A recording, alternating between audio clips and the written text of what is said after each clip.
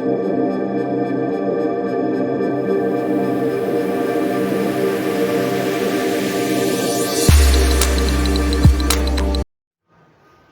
वालेकुम स्टूडेंट्स, मैं हूं आपका maths teacher Kamran Aslam. Chapter number 12 हमारा चल रहा है, थ्योरम्स चल रहे हैं, जो कि एनुअल पेपर में आपका 8 मार्क्स का पेपर आना है लॉन्ग में, जिसमें 8 मार्क्स का पेपर है। तो इसमें हम 3 थ्योरम कर चुके हैं, ये हमारे पास 4th थ्योरम है।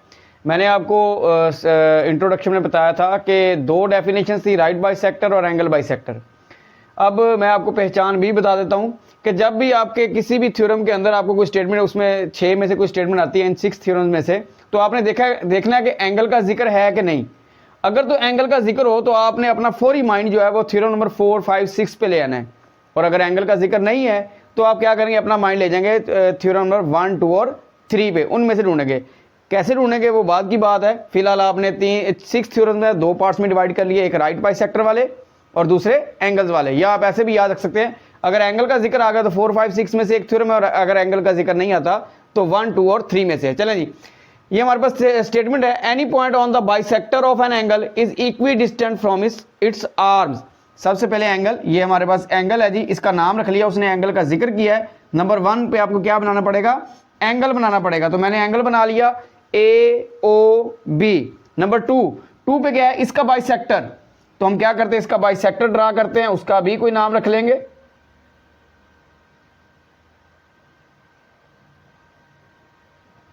ये आपने स्केल से ड्रा करनी है, मैं तो इसको जरा रफली हैंड से ड्रा कर रहा हूं। इसका नाम हमने रख लिया OM। ये जो ब्लैक में नजर आ रहा है ये आपका क्या है, ये बाइसेक्टर है इस एंगल का। थर्ड पॉइंट क्या है जी, एक पॉइंट है, कहां पे है, on bisector of angle.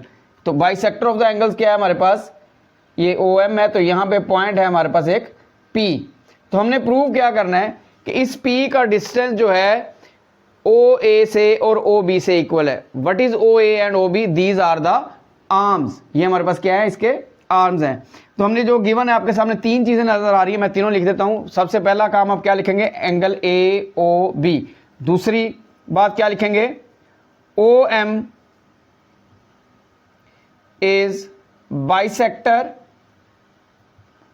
Of angle AOB। Third चीज, P is a point on OM। लें जी, ये 3 चीजें हमारे पास गिवन थी, उन्हीं 3 की मदद से हमने क्या किया, हमने ये फिग बना लिए। जो गिवन आपके पास है उसके मुताबिक ये फिग है आपकी। इसके बाद नेक्स्ट है हमारे पास प्रूव क्या करना है हमने। जो लास्ट लाइन है आपके पास, ये आपका प्रूव है। क्या प्रूव करना है हमने, P का डिस्टेंस आर्म्स से इक्वल है। अब आर्म्स के लिए हम क्या करते हैं, यहां से परपेंडिकुलर ड्रा करेंगे ताकि हम डिस्टेंस ले सकें P का OB से और P का OA से। तो उसके लिए हम क्या करेंगे, इसके बिल्कुल परपेंडिकुलर एक पॉइंट हम मुख्तस कर लेंगे। तो ये हमारे पास एक पॉइंट है, यहां पे बिल्कुल सीधी 90 पे आप लाइन लगाएंगे, इसका नाम रख लिया PQ। और इसी तरह से आप यहां पे भी 90 पे लाइन लगाएंगे, तो ये लाइन हमारे पास लग गई। तो ये हमारे पास है PR। ये डिस्टेंस शो कर रहा है P का OA से और OB से। हमने क्या प्रूव करना है, PQ, ये फिक्स से हमें नजर आ रहा है, इज कांग्रुएंट टू PR। ये हमने प्रूव करना है जी कि PQ इज कांग्रुएंट टू और इक्वल टू PR।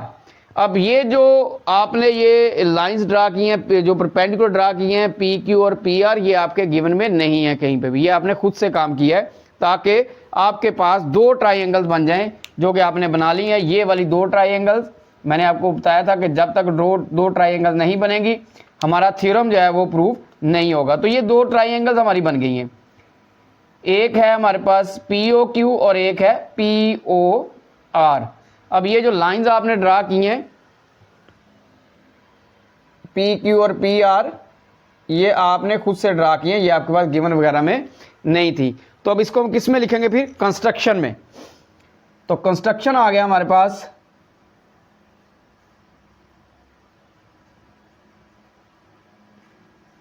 हाँ जी, draw PQ perpendicular to OB number 1, और दूसरा P R perpendicular to O A, ये रेज है हमारे पास ओ ए और ओ बी। ले जी, ये आपका कंस्ट्रक्शन में है, तो अब आपने जब ये कंस्ट्रक्शन में यह काम किया, पी क्यू परपेंडिकुलर ड्रा किया ओ बी पर और पी आर परपेंडिकुलर ड्रा किया ओ ए पर, तो आपके पास दो ट्राइंगल आ गई हैं। अब हम करेंगे प्रूफ का काम, इसका जो हमने प्रूफ करना है। अब आपके सामने 4 मार्क्स आपके सामने मैंने लिखे हुए, देख लें। Number 1 given 1 number, fig 1 number, 2 proof 1 number, construction 1 number, तो ये 4 नंबर आपके सामने है, 4 मार्क्स आपके सामने। अगर आपकी फिग गलत है या आपने फिग नहीं बनाई है तो ये 1 नंबर की, लेकिन आपका जो मार्क्स हैं वो 0 हो जाएंगे पूरे थ्योरम में, चाहे आपका बिल्कुल ठीक है थ्योरम। फिलहाल तो यही इसमें जो स्कीम चल रही है कि आपकी फिग गलत है या आपने नहीं बनाई तो आपका पूरे थ्योरम के अंदर जो नंबर है वो आपको 0 दिया जाएगा। अब हम प्रूफ करते हैं जी इसका। जी स्टूडेंट्स, अब करस्पॉन्डेंस लेनी है हमने। ये जो आपके पास साइन नजर आ रहा है डबल एरो, इसको करस्पॉन्डेंस कहते हैं, यानी मुताबिकत या मुआवजा। हम देखना चाहते हैं इनमें आपस में कौन कौन सी चीजें इक्वल है, एक जैसी हैं। और ये जो आपको उल्टा टी नजर आ रहा है इसको हम परपेंडिकुलर का साइन कहते हैं। आपको नजर भी आ रहा है ये परपेंडिकुलर है, तो इसको हम क्या कहते हैं, ये कौन सा साइन है, ये परपेंडिकुलर का साइन है। कॉरेस्पॉन्डेंस के अंदर अब ये दो ट्राइंगल्स हमारे पास पी ओ क्यू और पी ओ आर, इनकी कॉरेस्पॉन्डेंस ले रहे हैं। अब मैंने जो कुछ इस टेबल के अंदर लिखना है मैंने जुबानी नहीं लिखना, मैंने देख के लिखना है इधर से। चलें जी, सबसे पहले देखें आपको यहां पे क्या नजर आ रहा है। O P is equal to O P, क्या नजर आ रहा है हमें, O P is equal to और कॉन्ग्रुएंट टू ओ पी। वजह इसकी क्या है हमारे पास, क्या रीजन है जी, कॉमन। क्या रीजन है, ये हमारे पास नजर आ रहा है हमें यहां पे कि O P is equal to O P, ये हमारे पास कॉमन है।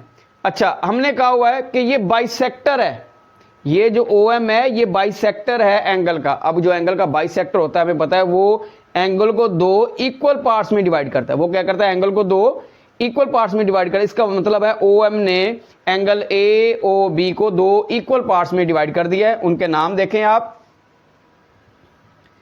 एंगल पी ओ आर, ये आप मेजर ऑफ एंगल लिखना चाहें आपकी मर्जी है, ना भी लिखें तब भी कोई मसला नहीं। Measure of angle P O Q, reason इसकी क्या है हमारे पास, ये आप लिखेंगे गिवन।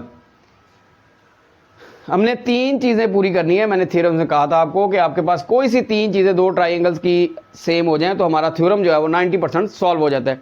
अब एक चीज रह गई हमारे पास, तो अब ये देखें जो आपने परपेंडिकुलर ड्रा किए हैं ये वाले, ये एंगल कौन सा बन रहा है, जहां पे भी परपेंडिकुलर ड्रा हो वो एंगल 90 का होता है। अब ये एंगल Q जो है ये भी 90 का है और एंगल R भी क्या है, ये भी 90 का है। तो ये दोनों आपस में क्या हो गया हमारे पास, equal. Measure of angle Q is congruent और equal to measure of angle R।